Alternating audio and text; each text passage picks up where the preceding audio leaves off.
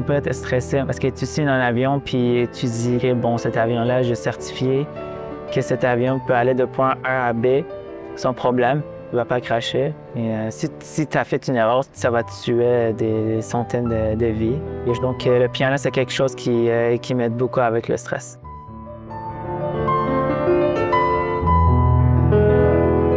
Les automobiles, si ça casse, tu peux juste te mettre sur le bord de la route, mais les avions, on ne peut pas vraiment faire ça.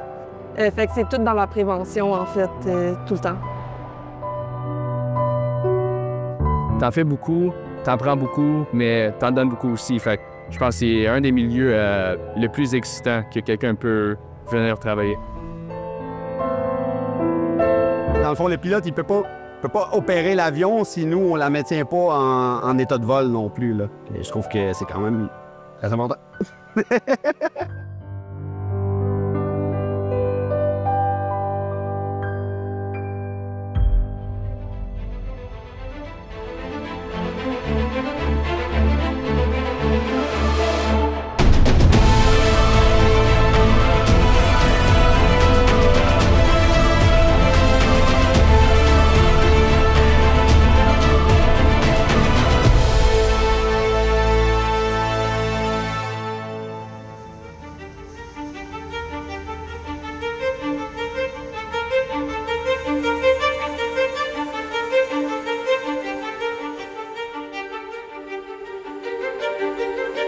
Yeah, let's just open it. OK, nice. C'est ça, fait qu'on a fait l'huile. L'huile est bonne. Comme vous savez, ouais. CSD est bonne. On peut voir que tous les fils sont bien barrés avec le fil frein. Ici, le pop-out indicator, il est correct.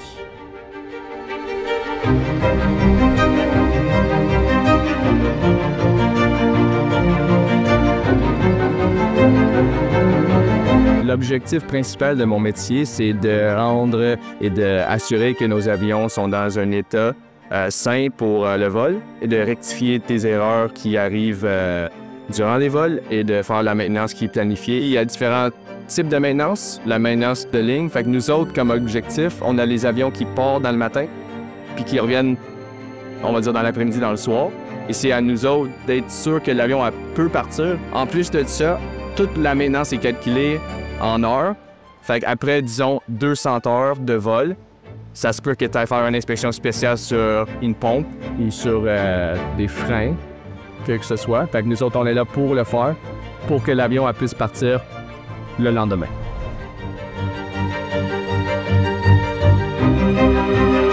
C'est nice, la réservoir est pleine. Puis on va aller regarder les pneus, puis les trains d'atterrissage.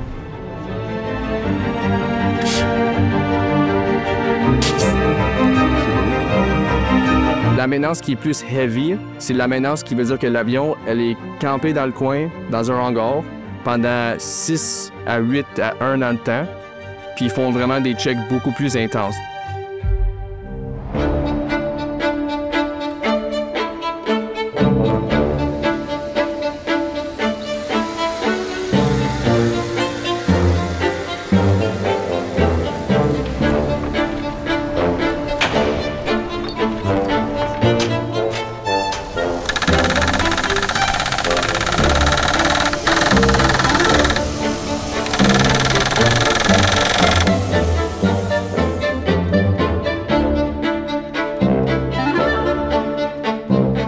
Dans le fond, on répare les structures d'avion quand on fait de la maintenance lourde. On pourrait dire un AV check. C'est quelque chose qu'on va faire, je sais pas, autour à peu près de 10 000 heures de vol. Là, on va vraiment ouvrir l'avion au complet, l'inspecter de fond en comble, là, aller voir vraiment la structure interne de l'avion. Il y a une équipe qui va passer, qui va vraiment tout ouvrir l'avion, enlever les murs, les planchers. Puis nous autres, après ça, on va passer, on va inspecter la structure. Puis on va corriger les défauts. Ça peut être des cracks, de la corrosion, pas mal ça en général. C'est quand même important pour la sécurité des gens.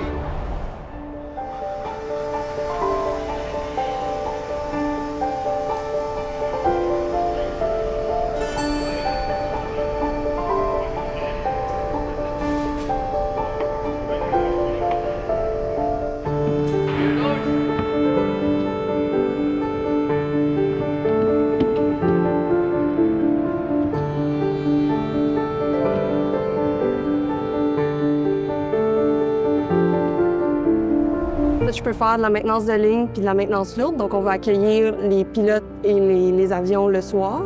Vu qu'on a une opération que les avions ils reviennent à tous les soirs. C'est comme des bus scolaires là, pendant la journée. Donc, on va faire la maintenance de ligne, notre inspection journalière. On va trouver tous les petits problèmes, on va les réparer.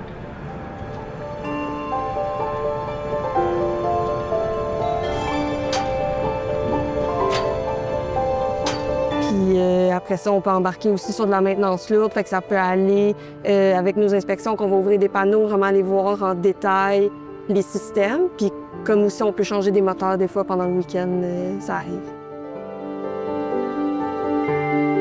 Les pannes que je peux rencontrer le plus souvent, mettons le plus fréquemment, c'est des lumières de brûlée. Aussi, à cause de notre opération, beaucoup sur des pistes de gravel, on a des dommages aux pales d'hélice à cause des roches, puis aussi aux fenêtres. C'est parfaitement sécuritaire, mais on les change avant que ça soit vraiment problématique. Puis il y a un peu d'esthétique aussi des fois. J'ai quand même un sens du détail, fait que je remarque les petites choses. Puis aussi, vu que je fais de l'atelier de refinishing, fait tout ce qui est tapis, armrest, les covers de sièges, c'est ça qui arrive. Là, tu le remarques un peu plus vu que je l'ai fait aussi.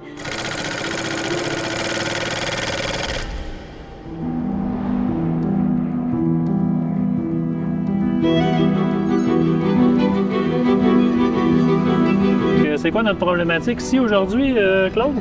On vérifie le contrôle du carburateur. Si on atteint nos stops, maximum et minimum. Notre ajustement n'était pas bon ou... C'est dans l'inspection. Il nous demande de vérifier les stops pour voir si on atteint vraiment les limites. Et c'est une inspection de combien d'heures, celle-là? 50 heures. 50 heures, OK. Oui. Fait qu'il me reste plus rien que cet item-là. Puis après ça, on va pouvoir remettre les callings puis aller faire le run-up. OK. Faire le point fixe. Excellent, ça.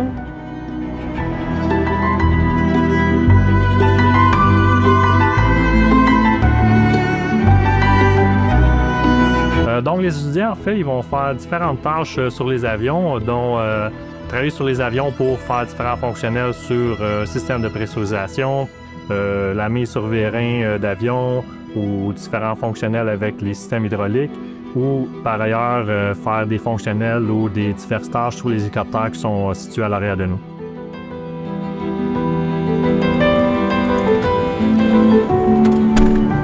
Length 3200 feet. Advise. Air traffic control. Altimeter 3002. Approach RNAV runway 24 right.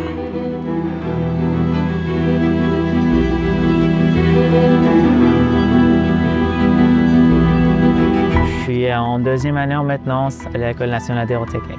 Je suis en train de faire ma licence de pilote en même temps, mais en même temps que je suis à l'ENA, l'ENA me permet de mieux comprendre les systèmes d'avion et de mieux les opérer. La maintenance, c'est vraiment important, c'est la sécurité, c'est la vie des gens.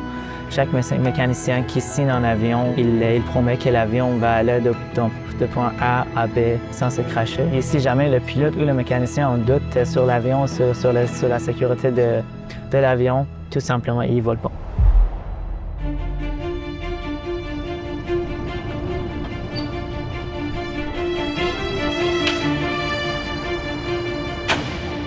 OK, on commence par lui. Celui-là. Ça, c'est les vis. Bon, faut qu'il s'en aille vers toi un peu. C'est comme ça, ouais.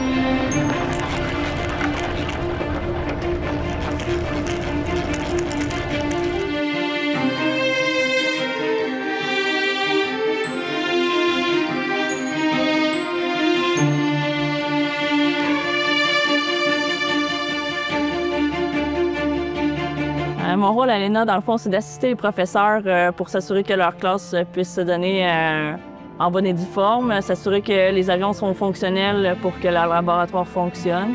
1, 2, 3, doucement. OK, s'attend. C'est correct. Et bon. Les métiers qui sont disponibles ici, il y a l'entretien d'aéronefs. Il y a aussi tout ce qui est avionique, c'est-à-dire tous les instruments qui sont à bord des avions, toute l'électricité qui est à bord, comment tout comprendre comment ça fonctionne. On est appelé maintenant à travailler beaucoup avec les avioniques parce qu'il y a beaucoup de pièces électromécaniques, donc on doit faire une partie avionique et une partie mécanique. Un avionique, c'est aussi un mécanicien, mais il se spécialise dans tout ce qui est relié au filage, les ordinateurs. Ça, c'est plus leur spécialité. On collabore tous ensemble. Comme des fois, mettons, je peux avoir des pièces à changer. Je vais avoir besoin d'un mécanicien qui va me faire de l'accès ou qui va désactiver certains contrôles. C'est vraiment un travail d'équipe.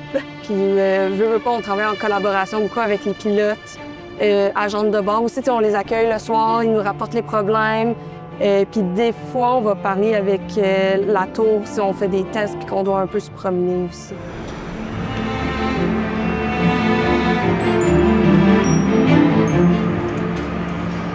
Travailler dans un domaine majoritairement masculin, moi, j'ai aucun problème avec ça. On est comme leur petite sœur à un certain point. Fait que souvent, c'est comme, justement, vu qu'on est rare, ils prennent soin de nous, puis tu sais, il n'y a pas de tâches nécessairement que je peux pas faire, mais si jamais j'ai pas la force de faire ou quelque chose qui demande de l'aide, puis des fois, c'est les gars qui me demandent de l'aide parce qu'ils rentrent pas à certains endroits où il faut un petit bras pour aller chercher quelque chose. Donc, c'est donnant-donnant, là.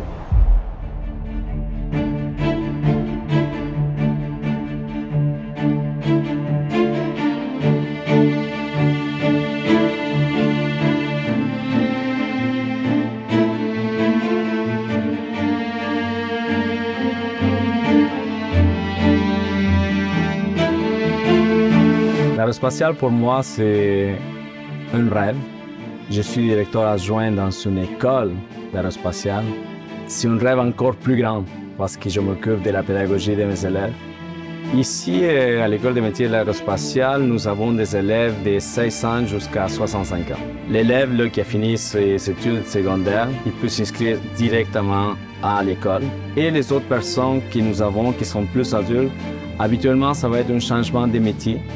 Ça va être du monde qui a déjà fait d'autres types de métiers et qui décide de s'en venir en aérospatiale.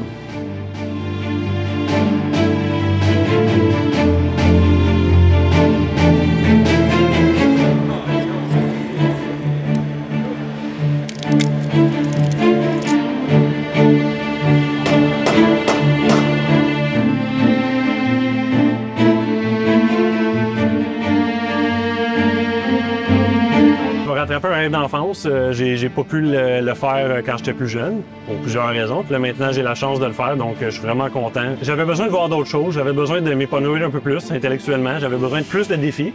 C'est pour ça que j'ai retourné vers une de mes passions du départ, qui était l'aérospatiale. Par moment, on a des profils atypiques de gens qui se sont reformés ou changement de carrière en bout de ligne pour avoir de nouveaux défis. Parce qu'ils ont réalisé que ce qu'ils faisaient n'était pas ce qu'ils voulaient, donc ils veulent avoir un autre métier plus manuel ou qui bouge plus. J'ai quelques élèves qui m'ont marqué dans le passé. J'ai un élève qui était gendarme à Paris, puis qui maintenant a 30 ans, qui est en train de se reformer en tant que technicien en système aéronautique. C'était plaisant de jaser ou de parler avec une personne un peu plus mature de ses histoires et de voir que quelqu'un de plus âgé et ambitieux et courageux de vouloir retourner sur les bancs d'école.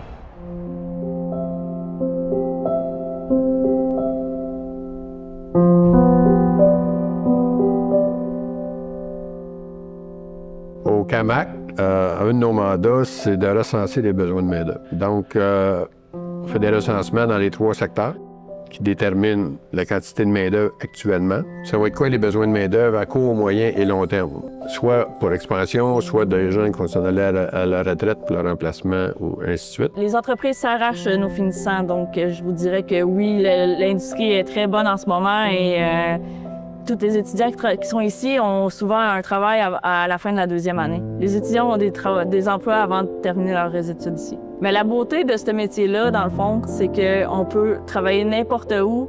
On peut avoir des contrats autant avec des compagnies qui vont faire le tour du monde, comme on peut rester au hangar puis être à la maison à tous les soirs. Ça dépend vraiment de notre style de vie, mais il y en a pour tout le monde en aviation.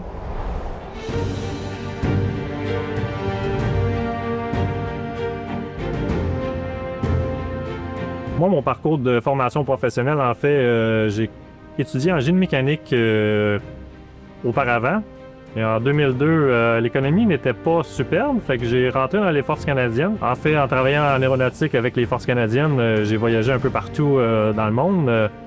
Soit au Moyen-Orient, en Afrique, où je suis allé dans l'Arctique voler avec les hélicos. Donc, j'ai eu des expériences fantastiques au courant de ma carrière. On a même fait des sauvetages où on est allé aider pour les feux de forêt. Donc, c'est un côté qui est quand même très plaisant de l'aéronautique, de pouvoir aider ou de contribuer à la population. Une des expériences que, pour moi, m'a peut-être le plus marqué, c'est qu'on a fait un sauvetage 26 juin 2013 en Arctique, pour des gens qui dérivaient sur une banquise. Je commençais dans ce métier-là à ce moment-là. Fait que ça a été un moment fort, je dirais. Moi, ce qui me rend fier de mon métier, c'est de voir l'avion partir et de savoir que l'avion va pouvoir faire sa mission. Fait que pour nous autres ici chez Air Inuit, c'est le transport des passagers, le transport du cargo, fait qu'on va dire de la nourriture, des besoins essentiels et même des passagers avec des besoins médicaux. Nous autres, on est là pour être sûr que le tout se fait bien. J'aime ça travailler pour une compagnie qui a comme objectif d'aider le monde. Nos avions sont là pour faire ce rôle. Fait que de voir que l'avion a pu partir à l'heure, que de savoir que celui qui a besoin de se rendre chez eux ou d'avoir de la nourriture va pouvoir l'avoir parce que nous autres, on a fait ce qu'il fallait faire. Mais ça te rend fier, puis ça te rend content parce que quelqu'un va bénéficier à la fin de la journée, puis tu as pu le faire pour leur aider. Hein.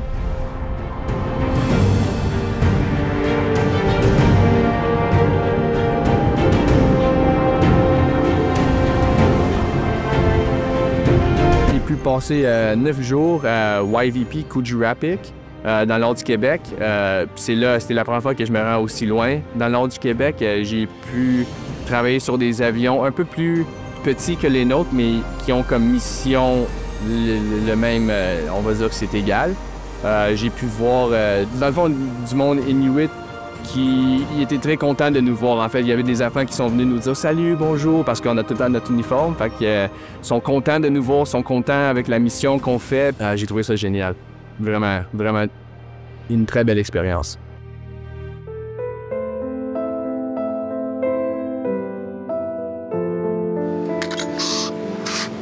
Ça ici à l'intérieur. Ça, c'est dans le fond, la pièce. L'ancien frame est ici. Il y avait une ancienne réparation qui était là. C'est rendu obsolète. Dans le fond, ça a été fait, je pense, dans les années 80. Puis depuis, on pourrait dire les specs de Boeing ont changé. Puis ils nous ont demandé de remplacer le frame, qui est juste ici. Fait que lui, je l'ai refabriqué. Mais qu'est-ce que je trouve vraiment gratifiant dans mon travail, c'est que des fois, on va prendre une pièce d'avion qui est craquée, qui est corrodée. On va en refabriquer une nouvelle, on va la percer, on va l'installer dans l'avion. Fait que c'est vraiment le produit fini. Ensuite, que tu es parti d'une feuille de métal plate, puis que tu as fait un frame d'avion, et tu l'as peinturé, tu l'as rifté, tu l'as installé dans l'avion. Tu as vraiment fait les étapes de A à Z. Là. Ça, je trouve ça gratifiant de voir le résultat final à la fin. Mon rêve immédiat dans l'aérospatiale, un jour, ça serait de réparer, de créer des moteurs électriques pour les avions pour aider justement l'aérospatiale à devenir un peu plus vert aussi, parce que j'ai un bon background en électricité, en électrique. Fait que ça pourrait m'aider beaucoup, puis je pourrais faire d'autres choses intéressantes pour le domaine. Je trouve ça dommage qu'on dévalorise les métiers manuels parce que c'est quand même la base de l'économie. T'as pas le choix d'avoir des travailleurs. Et il faut casser cette mentalité-là de dire qu'on est moins intelligent parce qu'on fait des travaux manuels. Au contraire, nous devons faire beaucoup de lectures de plans. Nous devons créer, nous devons construire. Et ça, pour ça, nous avons besoin de notre intelligence. Nous avons besoin de réfléchir à tout ça.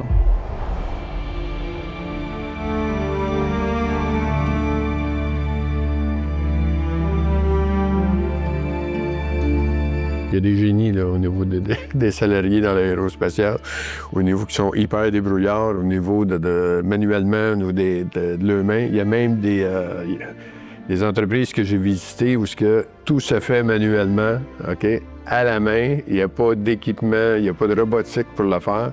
Nous cherchons des élèves qui sont manuels, qui sont passionnés et qui sont minutieux.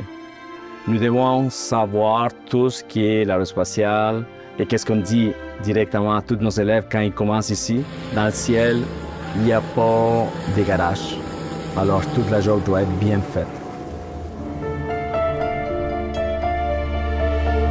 Il faut être doué avec de la patience. Il faut être capable d'avoir une situation, un milieu qui est stressant, mais de ne pas se perdre la tête. Il faut être capable de se dire que tous les problèmes ont des résolutions, tous les objectifs on est capable de les atteindre. Il faut être capable de travailler avec tes mains, oui, mais ça, c'est comme un muscle. Tu es capable de te pratiquer puis de t'améliorer, mais la patience, c'est quelque chose qu'il faut avoir avant tout, je dirais, honnêtement. Mais il faut avoir de la confiance aussi en soi pour travailler dans ce domaine, parce qu'on va se dire à la fin de la journée, c'est une grosse responsabilité. Mais avec toutes les mesures de sécurité, toute l'équipe, on peut le faire avec fierté puis avec confiance. Pour faire ce métier, ça prend quand même une bonne dextérité manuelle, un bon sens critique, être capable de communiquer avec ses collègues de travail, lire des plans techniques, communiquer avec des ingénieurs. Un peu un travail d'artiste aussi, parce qu'on travaille sur des vieux avions. Des fois, les pièces sont plus disponibles. Fait qu'il faut apprendre à s'adapter beaucoup, je pourrais dire, là. Un avion, il est gros, mais il est petit en même temps. Disons, dans un système hydraulique, tu as des pompes, tu as des tuyaux rigides. Tout est comme une casse-tête. Puis des fois, il faut la défaire pour la refaire. Puis si tu n'es pas capable de prendre ça une étape à la fois, de garder la patience, ça va avoir beaucoup de difficultés. J'aime beaucoup faire le walk-around, fait que tout l'extérieur, en fait. J'ai l'impression que, genre, je peux un peu plus trouver de problèmes parce que j'ai encore la satisfaction de dire hey, j'ai trouvé quelque chose, bien, on le répare aussi. On sait qu'il y a de l'usure. Les inspections qu'on fait, c'est parce qu'on sait que c'est usé ou même on va remplacer des pièces avant qu'elle casse à cause de l'usure, justement, puis tout ça. Ce qui se passe, c'est que oui, tu vas trouver des problèmes, mais souvent, ça va être mineur ou c'est vraiment une usure anormale qui s'est passée. Mettons, c'est un peu comme le jeu où est Charlie. J'ai trouvé ce problème-là, c'est une satisfaction d'avoir fait mon travail correctement, justement. Ce qui me rend fière dans mon travail, c'est les résultats. T'sais, des fois, il y a des problèmes. Tu cherches, tu remplaces des pièces, tu te fies au manuel pour savoir où aller. Puis quand ça fonctionne, c'est tellement une satisfaction incroyable que tu te dis, hey, j'ai fait quelque chose, il y avait un problème, puis je l'ai réglé. Puis aussi, c'est sûr, c'est très cool d'être avec les avions. C'est des belles pièces de technologie, en fait, pour tout ce qui est apprentissage.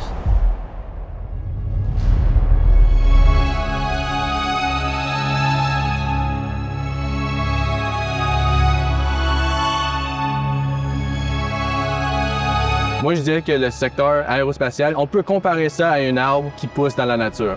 Tout commence avec une graine qui se fait semer dans la terre, et là, on peut voir la croissance de l'arbre avec, disons, de l'air, le soleil, la pluie. C'est beaucoup comme nous autres, notre industrie, avec la fabrication, la maintenance, les gars de la rampe, on va dire les bagagistes, les gars qui font du cargo, et les pilotes. À la fin de la journée, ça prend tous les ingrédients pour que l'avion puisse partir à l'heure pour sa destination dans un état sécuritaire. C'est toute la sécurité qui entoure le contrôle d'un avion. C'est fantastique, là. Tout le monde est hyper sérieux et consciencieux dans son travail parce que tout le monde, quand ils se font former, ils se le font dire, là, la pièce que tu fais peut faire la différence dans un moteur. Fait que les gens sont précis, puis les entreprises le recommandent aussi, dans le sens de dire de s'assurer que la sécurité, c'est primordial. Tout le monde. Je pense que mon métier est aussi important que celui des pilotes, peut-être même plus. Parce que t'as beau avoir un pilote qui peut piloter un avion, mais il faut que c'est nous autres qui la maintiennent dans les airs, là, si on veut. C'est une des industries les plus importantes. Le transport de l'air, ça sauve du temps, ça sauve des vies avec nos appareils Medivac. On peut aider le monde. C'est une industrie qui ne va jamais disparaître. Tous les jours, tu apprends. Tu es sorti de l'école, mais tu continues des examens et tout. Les personnes qui travaillent dans le domaine, c'est toutes des personnes incroyables, je trouve. On a toutes la passion de l'aviation la plupart du temps, mais on peut tout partager ça. Puis Justement, c'est comme, ce système fonctionne comme ça. On geek un peu tous ensemble. Travailler avec ses mains, construire des choses, partir de rien, finir avec une pièce finie. Je trouve ça vraiment gratifiant, c'est le fun. Moi, je peux vous dire que depuis que je m'occupe de l'aérospatiale, je suis plus inquiète quand j'embarque dans un avion. Et s'il y a des gens là, au sol, quand ils inspectent un avion avant qu'il décolle, ils ont un doute, ils vont dire que l'avion ne décolle pas.